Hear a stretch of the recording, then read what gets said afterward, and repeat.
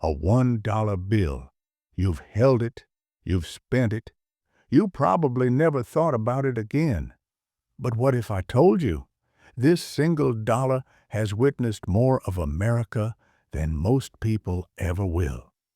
It has passed through the hands of immigrants and dreamers, protesters and firefighters, factory workers and students.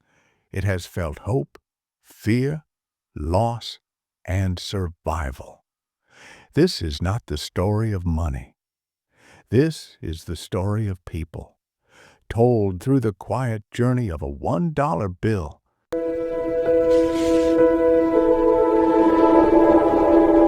(1957), Ellis Island, New York.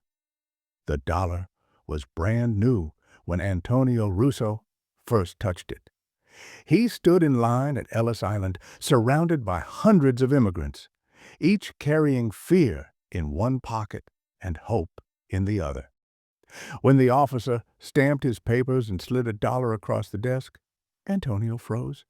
That dollar meant food. It meant survival. It meant America had accepted him. He didn't spend it. That night, in a tiny rented room, Antonio stared at George Washington's face and whispered, "If this country gives me a life, I will never forget this." 1963, Birmingham, Alabama. 6 years later, the dollar passed into different hands.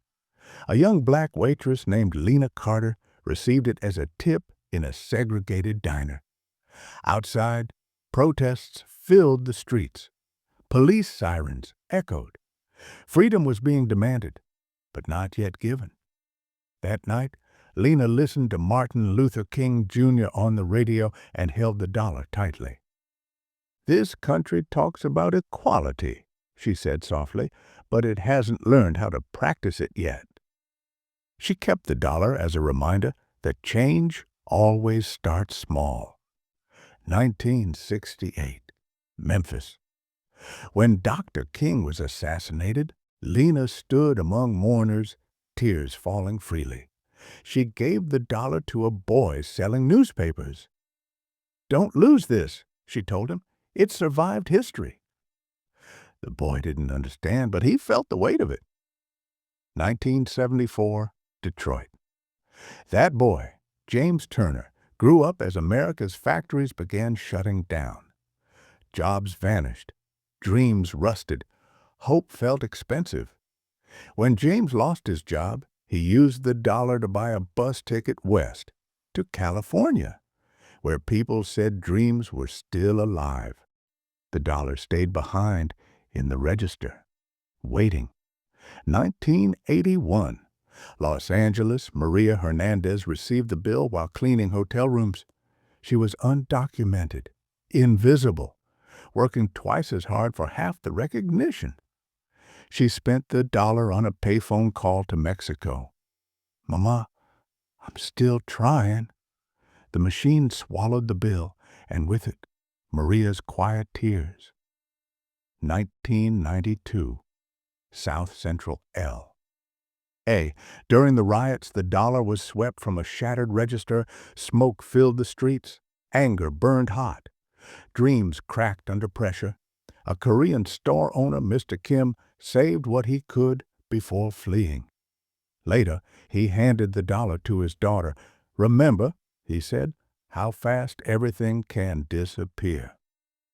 2001, New York City. The dollar returned to New York on September 11th. Grace Kim was near the World Trade Center when the towers fell. Dust filled the air like snow.